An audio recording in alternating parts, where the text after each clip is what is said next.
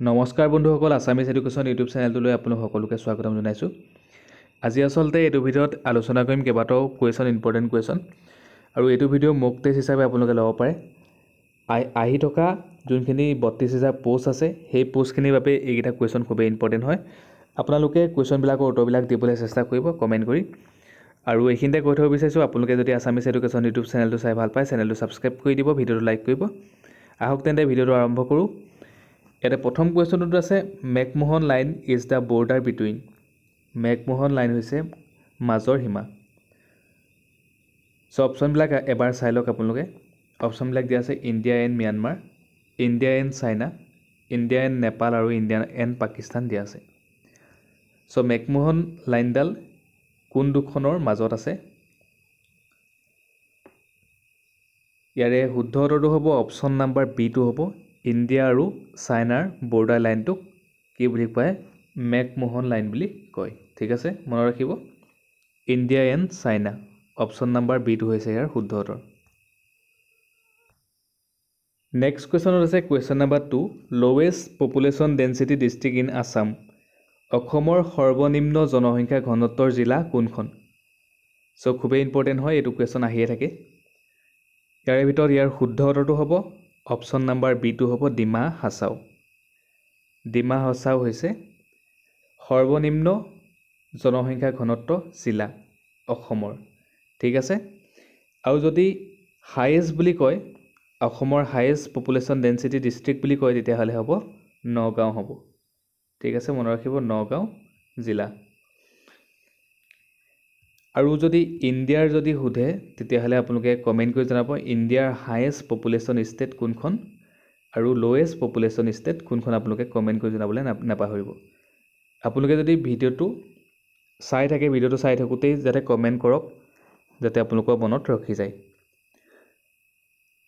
ইণ্ডিয়াৰ highest population state হৈছে Bihar, highest population হৈছে বিহাৰত। ঠিক আছে, আৰু ইণ্ডিয়াৰ লৱেষ্ট পপুলেশ্যন ষ্টেট হৈছে অৰুণাচল প্ৰদেশ। ঠিক আছে, এইটো হৈছে হায়েষ্ট হৈছে বিহাৰ আৰু লৱেষ্ট হৈছে অৰুণাচল প্ৰদেশ। চ' মনত ৰাখিব, খুবেই ইম্পৰ্টেণ্ট হয়। কুৱেশ্যন নাম্বাৰ 3 আছে, টোটেল এৰিয়া অফ আছাম। অসমৰ মুঠ মাটিকালি কিমান? The total area of Assam is. So' শুদ্ধ উত্তৰটো আপোনালোকে কমেণ্ট কৰি জনাবলৈ চেষ্টা কৰিব, যাতে আপোনালোকে নিজকে পৰীক্ষা কৰি চাব পাৰে। ইয়াৰে শুদ্ধ উত্তৰটো হ'ব, আপোনালোকে জানেই, ইয়াৰ উত্তৰটো হ'ব অপশ্যন নাম্বাৰ বিটো, 78,438 কিলোমিটাৰ স্কোৱাৰ। 78,438 kilometre square. আৰু আপোনালোকে কমেণ্ট কৰি জনাব ইণ্ডিয়াৰ জিঅ'গ্ৰাফিকেল এৰিয়াটো, আপোনালোকে কমেণ্ট কৰি জনাবলৈ নাপাহৰিব। চ' ইণ্ডিয়াৰ জিঅ'গ্ৰাফিকেল এৰিয়াটো হৈছে 32,87,263 কিলোমিটাৰ স্কোৱাৰ। এইটো হৈছে ভাৰতৰ ভৌগোলিক পৰিসীমা। ইণ্ডিয়া জিঅ'গ্ৰাফিকেল এৰিয়া, এটা লিখি দিবলৈ অলপ বেয়া হয় মোবাইলত কৰাৰ কাৰণে। চ' আপোনালোকে মনত ৰাখিব। চ' কমেণ্ট কৰি জনাবলৈ চেষ্টা কৰিব। ঠিক আছে, নেক্সট কুৱেশ্যন আছে কুৱেশ্যন নাম্বাৰ 4ত, gibbon wildlife sanctuary is located at. গিবন বন্যপ্ৰাণী অভয়াৰণ্য ক'ত অৱস্থিত? চ' খুবেই ইম্পৰ্টেণ্ট কুৱেশ্যন হয়। গিবন বন্যপ্ৰাণী অভয়াৰণ্য ক'ত আছে? যোৰহাট জিলাত অৱস্থিত। অপশ্যন নাম্বাৰ ডিটো হ'ব ইয়াৰ শুদ্ধ উত্তৰ, যোৰহাটত অৱস্থিত। ঠিক আছে, আপোনালোকে এইটো কুৱেশ্যন ৰিপিট হৈ থাকে। নেক্সট কুৱেশ্যন আছে, the state which have common boundaries with Bangladesh are. বাংলাদেশৰ সৈতে যিবোৰ ৰাজ্যৰ সাধাৰণ সীমা আছে, সেইবোৰ হ'ল। চ' অপশ্যনবিলাক কি কি দিয়া আছে এবাৰ চাই লওক। বিহাৰ, ৱেষ্ট বেংগল, ত্ৰিপুৰা, আছাম, মণিপুৰ, ত্ৰিপুৰা, আছাম, মেঘালয়, ৱেষ্ট বেংগল, আছাম, মেঘালয়, ত্ৰিপুৰা, মিজোৰাম, মণিপুৰ, আছাম, মেঘালয় আৰু ত্ৰিপুৰা। চ' অপশ্যন নাম্বাৰ কোনটো হ'ব আপোনালোকে কমেণ্ট কৰি জনাবলৈ নাপাহৰিব, সোনকালে কমেণ্ট কৰক। ইয়াৰ শুদ্ধ উত্তৰটো হ'ব অপশ্যন নাম্বাৰ চিটো হ'ব, ৱেষ্ট বেংগল, আসাম, মেঘালয়, ত্ৰিপুৰা আৰু মিজোৰাম। অপশ্যন নাম্বাৰ C2 হৈছে ইয়াৰ শুদ্ধ উত্তৰ। নেক্সট কুৱেশ্যন আছে the total length of Dhola Sadiya bridge is. Dhola Sadiya দলঙৰ মুঠ দৈৰ্ঘ্য কিমান? চ' এইটো কুৱেশ্যনো ৰিপিট হৈ থাকে। ইয়াৰে ভিতৰত ইয়াৰ শুদ্ধ উত্তৰটো হ'ব option number A2 9.15 kilometre. 9.15 kilometre. Dhola Sadiya দলঙৰ দৈৰ্ঘ্য হৈছে লেংথটো হৈছে 9.15 কিলোমিটাৰ। নেক্সট কুৱেশ্যনত গৈছোঁ। কুৱেশ্যন নাম্বাৰ 7 হয় এইটো। The number of Borgeet written by মাধৱদেৱ ৱাজ। মাধৱদেৱে লিখা বৰগীতৰ সংখ্যা কিমান? চ' মাধৱদেৱে কিমানটা বৰগীত লিখিছিলে? ইয়াৰ শুদ্ধ উত্তৰটো অপশ্যন নাম্বাৰ B2 হ'ব 191টা। 191টা লিখিছিলে মাধৱদেৱে বৰগীত। চ' খুবেই ইম্পৰ্টেণ্ট হয়, শংকৰদেৱ আৰু মাধৱদেৱৰ বিষয়ে কুৱেশ্যন আহেই। নেক্সট কুৱেশ্যন আছে কুৱেশ্যন নাম্বাৰ 8 নাম্বাৰটো। Which among the following is correct about the Kaziranga elephant festival. Kaziranga হাতী মহোৎসৱৰ বিষয়ে তলৰ কোনটো শুদ্ধ বুলি কৈছে? ইয়াতে দুটা আচলতে ষ্টেটমেণ্ট দিয়া আছে, আপুনি ষ্টেটমেণ্ট দুটা চাই লওক। It is celebrated in February every year for conservation and protection of Asiatic elephant. 1 নম্বৰটোত এইটো দিয়া আছে আৰু 2 নম্বৰটোত দিয়া আছে it was integrated in 2002। So' ইয়াতে আপোনালোকে অপশ্যনকেইটা বাছি উলিয়াব লাগে। অপশ্যন এত দিয়া আছে অনলি 1 ইজ কাৰেক্ট, অপশ্যন বিত দিয়া আছে অনলি 2 ইজ কাৰেক্ট, অপশ্যন চিত দিয়া আছে both 1 and 2 আৰ কাৰেক্ট, আৰু অপশ্যন ডিত দিয়া আছে নাইডাৰ 1 nor 2 ইজ কাৰেক্ট। ইয়াতে যদি চাই তেতিয়াহ'লে প্ৰথমটো দিয়া আছে it is celebrated in February every year for conservation and protection of Asiatic elephant. এইটো কাৰেক্ট হয়, ঠিক আছে। ফেব্ৰুৱাৰী মাহতে পালন কৰা হয় কাজিৰঙা হাতী মহোৎসৱ প্ৰত্যেক বছৰে। আৰু ছেকেণ্ড অপশ্যনটোত দিয়া আছে যোনটো ষ্টেটমেণ্ট দিয়া আছে ইয়াতে ইট ৱাজ ইনগ্ৰেটেড ইন 2002, এইটো কাৰেক্ট হয়। ইনগ্ৰেট কৰা হৈছিলে 2002 চনত। দুইটা ষ্টেটমেণ্টেই কাৰেক্ট। চ' ইয়াৰে অপশ্যন হ'ব অপশ্যন নাম্বাৰ C2 হ'ব both 1 and 2 R correct. Option number C2 হ'ব ইয়াৰ শুদ্ধ উত্তৰ। নেক্সট কুৱেশ্যনত গৈছোঁ, কুৱেশ্যন নাম্বাৰ 9টো। এইটো কুৱেশ্যন নাম্বাৰ 9 নম্বৰ হয়। ৱাংলা one of the harvest festival is celebrated by which of the following community. ৱাংলাটো শস্য চপোৱাৰ অন্যতম উৎসৱ তলৰ কোনটো সম্প্ৰদায়ে পালন কৰে? অপশ্যনবিলাক দিয়া আছে জয়ন্তীয়া, গাৰো, কাৰ্বি আৰু ডিমাছা। চ' ৱাংলা ফেষ্টিভেলটো কোনটো সম্প্ৰদায়ে পালন কৰে, কোনটো কমিউনিটিয়ে পালন কৰে? ইয়াৰে ভিতৰত শুদ্ধ উত্তৰ হ'ব অপশ্যন নাম্বাৰ B2 গাৰোসকলে পালন কৰে ৱাংলা ফেষ্টিভেল। আৰু ৱাংলা ফেষ্টিভেলটো হৈছে শস্য চপোৱাৰ উৎসৱ হয়, যোনটো হাৰ্ভেষ্ট ফেষ্টিভেল বুলি কোৱা হয়, ঠিক আছে। এইটো কেতিয়াবা কুৱেশ্যন আহিব পাৰে ৱাংলা ফেষ্টিভেলটো কি ফেষ্টিভেল হয়। চ' ৱাংলা ফেষ্টিভেলটো হৈছে one of the harvest festival celebrated by the Garo community.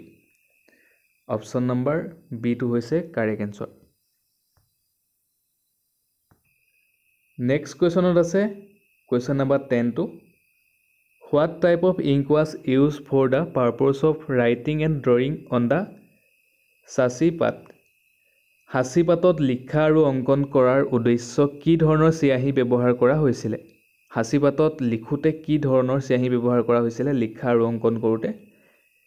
ইয়াতে যদি চাই ইয়াতে অপশ্যনবিলাক দিয়া আছে dark ink of permanent character, blue ink আৰু ৰেড ইংক দিয়া আছে, গ্ৰীণ ইংক দিয়া আছে, ঠিক আছে। সাঁচি পাতৰ বিষয়ে কুৱেশ্যন আহে। ইয়াতে শুদ্ধ উত্তৰ হ'ব dark ink of permanent character. Option number A2 হ'ব ইয়াৰ শুদ্ধ উত্তৰ। Question number 11। অসমীয়া ল'ৰাৰ মিত্ৰ ৱাজ ৰিটেন বাই। অসমীয়া ল'ৰাৰ মিত্ৰ কোনে লিখিছিলে? অসমীয়া ল'ৰা মিত্ৰ ৱাজ ৰিটেন বাই। ইয়াৰ ভিতৰত ইয়াৰ শুদ্ধ উত্তৰ হ'ব option number B2 Anandaram Dhekial Phukan.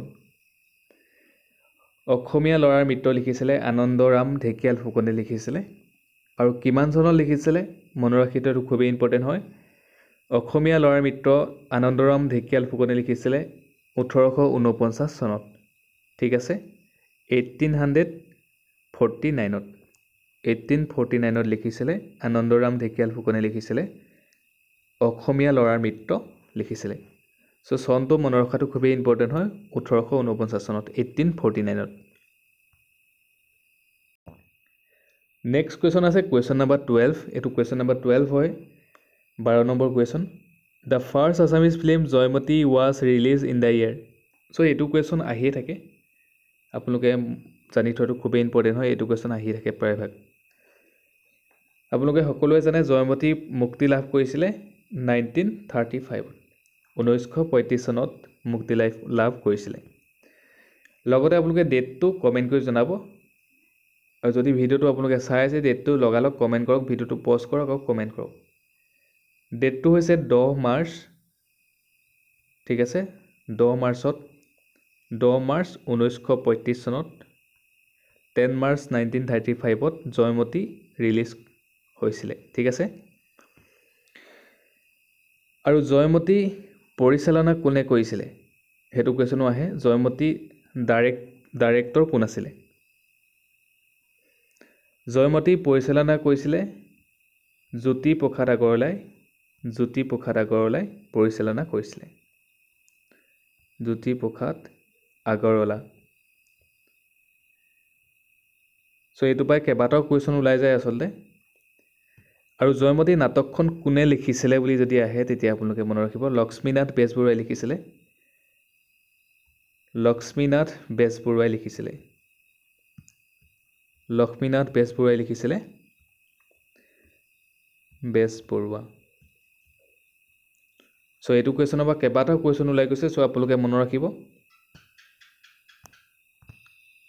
Question number 13 number কোৱেশ্চনটো Which one is the first film directed by Bhupen Hazarika?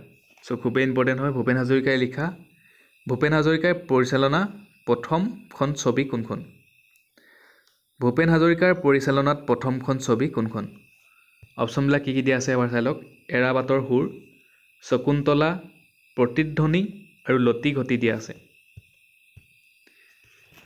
ইয়াৰে শুদ্ধ উত্তৰটো হ'ব অপচন নম্বৰ এ টো এৰাবাটৰ হুৰ ঠিক আছে এৰাবাটৰ হুৰ আৰু এৰাবাটৰ হুৰ কেতিয়া কৰিছিলে 1956 ত ঠিক আছে চনটো মনত ৰাখিব 1956 চনত 1956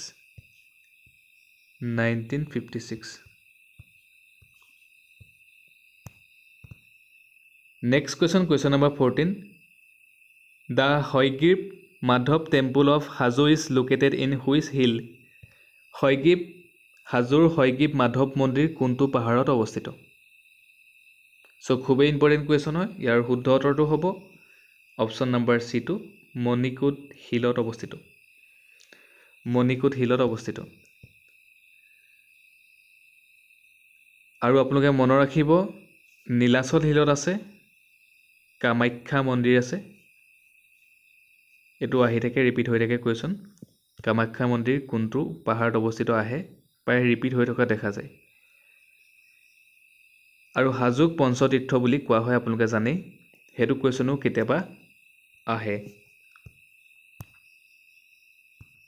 next question in which place of Assam it is believed that Satish টাং ফেল অসমৰ কোনখন স্থানত সতীৰ জিভা পৰিল বুলি বিশ্বাস কৰা হয়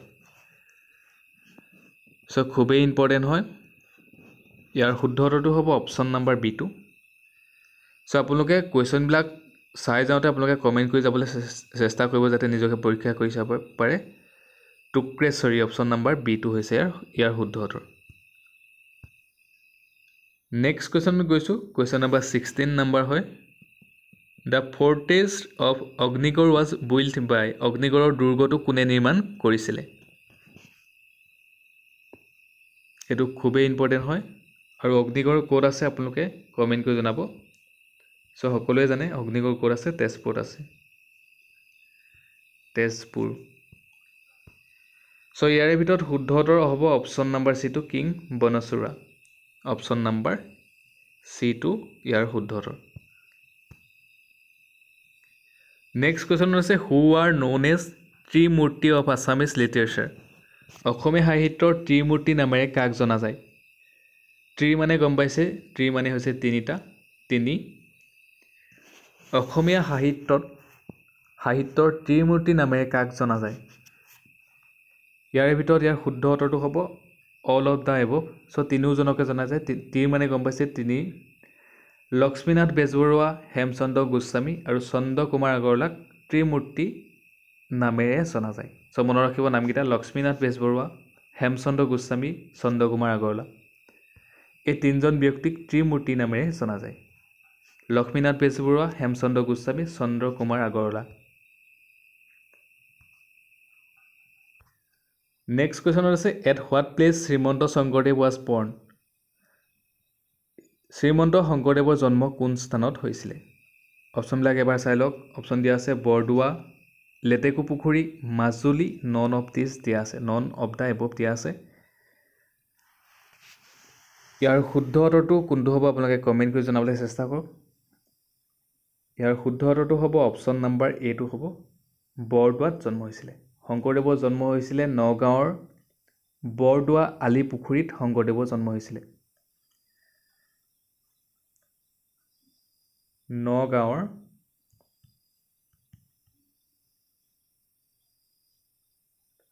বৰদোৱা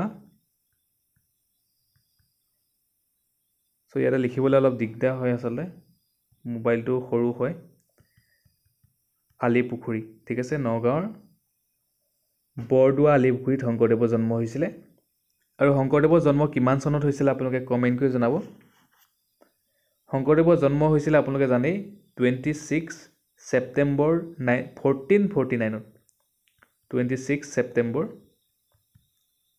1449 26 ছেপ্টেম্বৰ 1449 চনত শংকৰদেৱৰ জন্ম হৈছিলে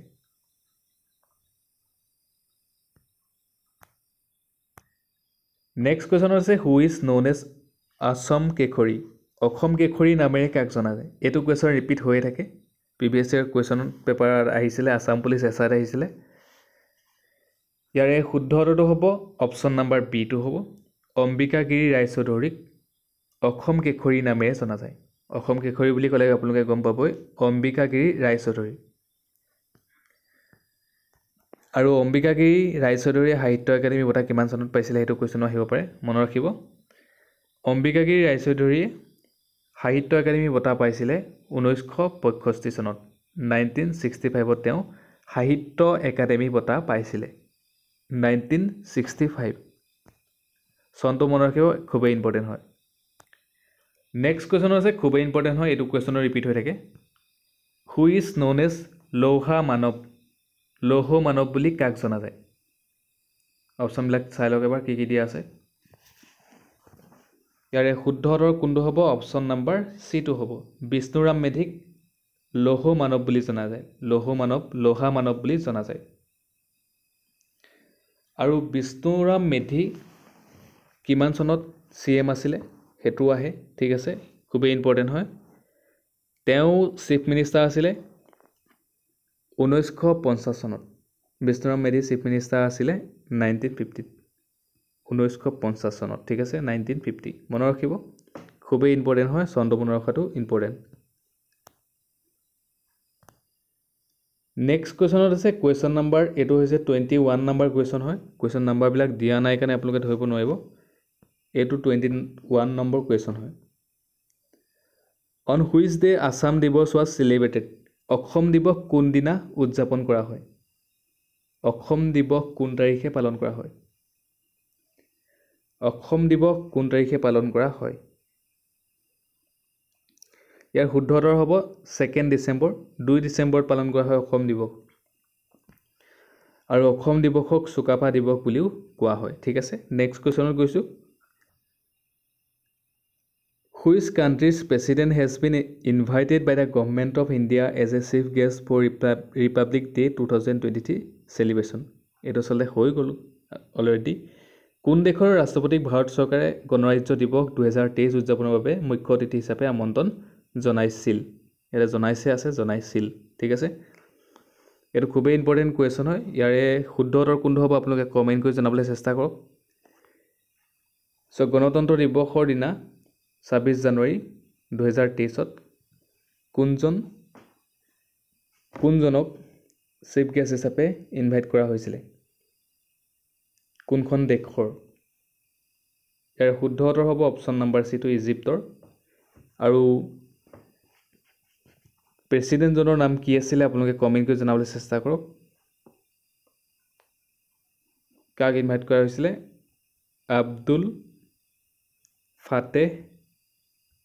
আব্দুল ফাটেহ আল চিচি। ঠিক আছে, চিচি। আব্দুল ফাটেহ আল চিচিক ইনভাইট কৰা হৈছিলে। ঠিক আছে, 26 জানুৱাৰী 2023। নেক্সট কুৱেশ্যনত গৈছোঁ। কুৱেশ্যন নম্বৰ এইটো হৈছে 23 number question. Who is said to become first women president of the Indian Olympic Association? ভাৰতীয় অলিম্পিক সন্থাৰ প্ৰথমগৰাকী মহিলা সভানেত্ৰী কোন হ'ব? চ' কমেণ্ট কৰি জনাবলৈ চেষ্টা কৰক। ইয়াৰ উত্তৰটো খুবেই ইম্পৰ্টেণ্ট হয় এইটো কুৱেশ্যন। ইয়াৰ শুদ্ধ উত্তৰ হ'ব PT ঊষা। ঠিক আছে, আৰু PT ঊষাৰ ফুল নামটো কি আপোনালোকে কমেণ্ট কৰি জনাব।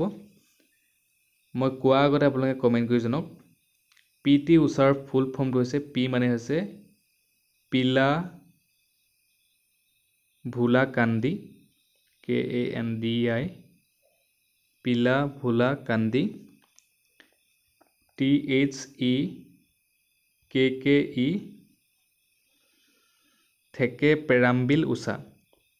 থেকে পেৰাম্বিল ঊষা, ঊষাটো নুজুৰিলে চ' আপোনালোকে চাই ল'ব। ঠিক আছে, PT ঊষা, PT ফুল ফৰ্মটো আপোনালোকে কমেণ্ট কৰি জনাব তেওঁৰ ফুল নামটো। পিলা ভোলা কান্দি থেকে পাৰাম্বিল ঊষা। ঠিক আছে, আপোনালোকে কমেণ্ট কৰি জনাবলৈ চেষ্টা কৰিব। কুৱেশ্যন নম্বৰ 24টো খুবেই ইম্পৰ্টেণ্ট হয়। World AIDS day is observe on. Biswa AIDS দিৱস কোন তাৰিখে পালন কৰা হয়? চ' সোনকালে কমেণ্ট কৰক আপোনালোকে। ইয়াৰ শুদ্ধ উত্তৰ হৈছে অপশ্যন নম্বৰ B2, 1 ডিচেম্বৰত পালন কৰা হয়। 1 ডিচেম্বৰত পালন কৰা হয়, ৱৰ্ল্ড এইডছ ডে পালন কৰা হয়। আৰু এইডছৰ ফুল ফৰ্মটো কমেণ্ট কৰি জনাব। আৰু এইডছটো কিহৰ কাৰণে হয় আপোনালোকে কমেণ্ট কৰি জনাওক। এইডছৰ ফুল ফৰ্মটো কমেণ্ট কৰি জনাওক। AIDS, এইডছৰ ফুল ফৰ্মটো কমেণ্ট কৰি জনাওক। এইডছৰ ফুল ফৰ্মটো হৈছে একুৱাৰ্ড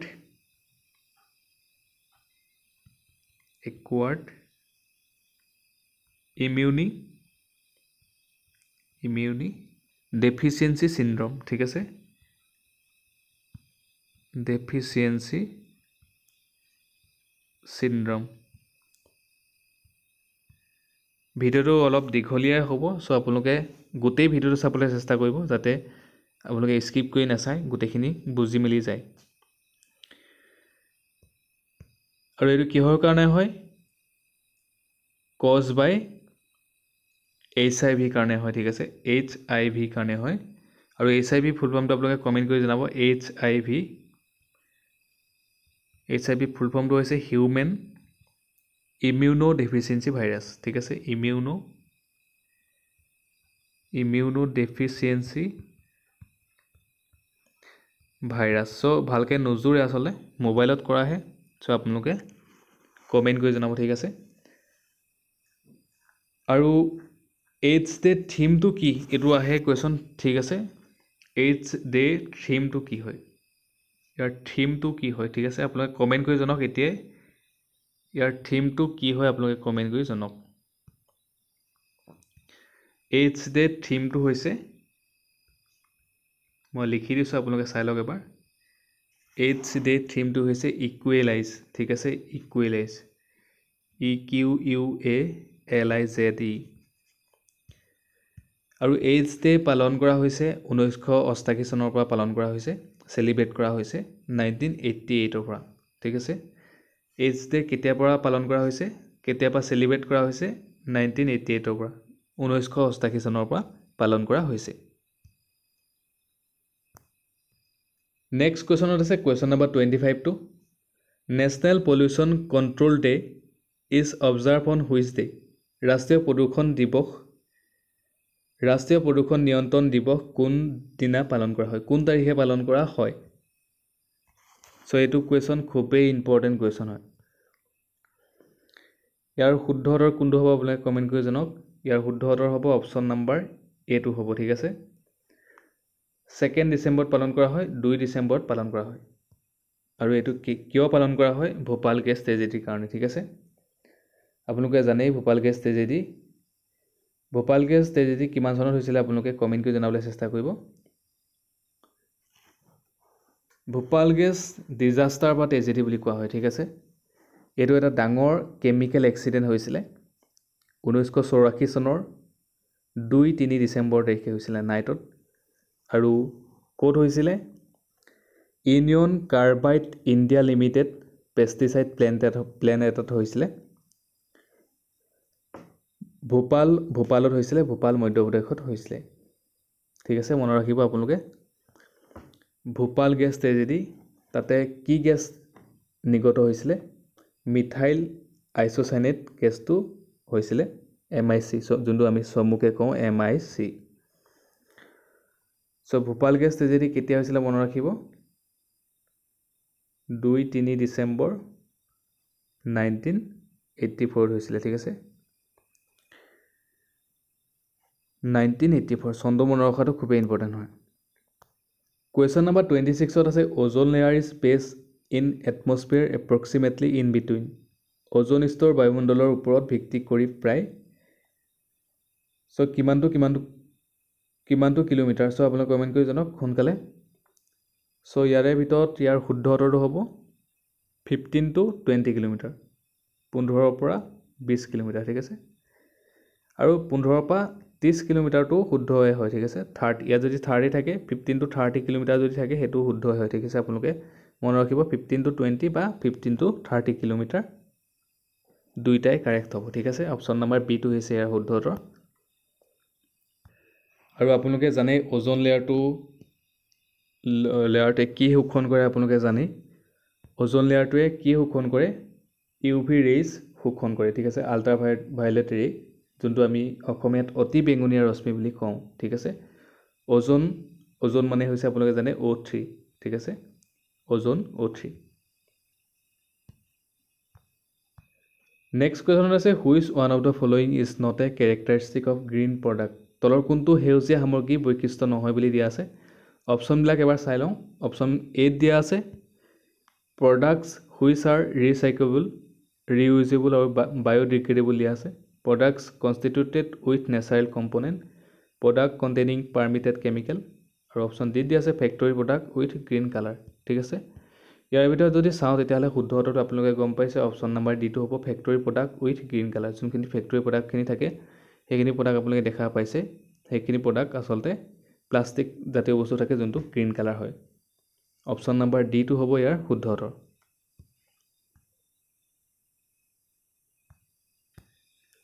Question number 28 number আছে the average annual rainfall of Assam is about অসমৰ বাৰ্ষিক গড় বৰষুণৰ পৰিমাণ কিমান হয় সো এইটো কুৱেশ্যনৰ উত্তৰটো আপোনালোকে কমেণ্ট কৰি জনাব ইয়াৰে ভিতৰত ইয়াৰ যদি চাওঁ তেতিয়াহ'লে শুদ্ধ অপশ্যনটো হ'ব অপশ্যন নম্বৰ চি টো হ'ব 212 cm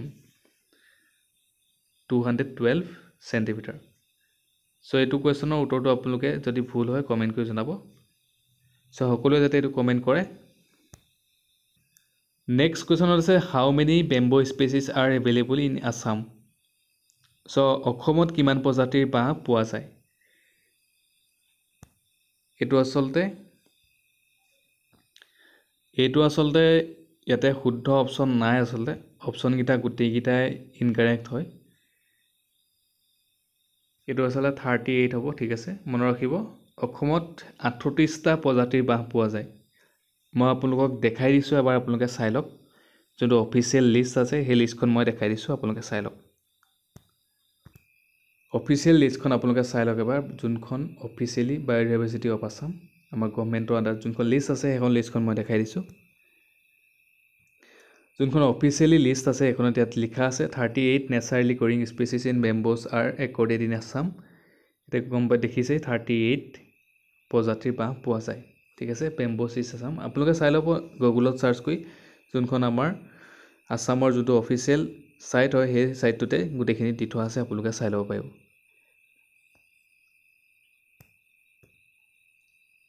next question number 30 number কুৱেশ্যনটো, the Bhakra hydro electric power project uses the water of Bhakra জলবিদ্যুৎ শক্তি প্ৰকল্পত ব্যৱহাৰ কৰা পানী। চ' এইটো কুৱেশ্যনৰ উত্তৰ আপোনালোকে সকলোৱে জানেই চাগে। ইয়াৰ শুদ্ধ উত্তৰটো হ'ব দ্য চুটলেছ ৰিভাৰ। ঠিক আছে, অপশ্যন নম্বৰ বিটো হৈছে ইয়াৰ শুদ্ধ উত্তৰ। আৰু চুটলেছ ৰিভাৰ আপোনালোকে ক'ত আছে বুলিও কেতিয়াবা আহিব পাৰে, হিমাচল আৰু পাঞ্জাৱৰ বাউণ্ডেৰীজত আছে। ঠিক আছে, অপশ্যন নম্বৰ বিটো হ'ব ইয়াৰ শুদ্ধ উত্তৰ, দ্য চুটলেছ ৰিভাৰ, অপশ্যন নম্বৰ বিটো। চ' ধন্যবাদ। আজিৰ ভিডিঅ'ত 30টা কুৱেশ্যন আছিলে। আপোনালোকে যদি আছামিজ এডুকেশ্যন ইউটিউব চেনেলটো চাই ভাল পালে, চেনেলটো ছাবস্ক্ৰাইব কৰিব নাপাহৰিব, ভিডিঅ'টো লাইক কৰিব। ধন্যবাদ।